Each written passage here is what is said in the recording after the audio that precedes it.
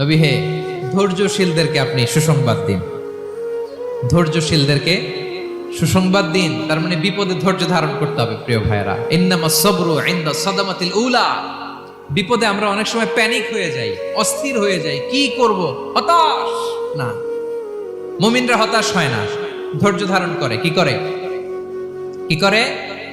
ধৈর্য ধারণ করার শক্তি দাও গো মেহেরবান আমায়, দাও গো মেহেরবান। পড়েন, ধৈর্য ধারণ করার শক্তি দাও গো মেহেরবান আমায়, দাও গো মেহেরবান। সবাই বলুন একসাথে, ধৈর্য ধারণ করার শক্তি দাও গো মেহেরবান আমায়, দাও গো মেহেরবান।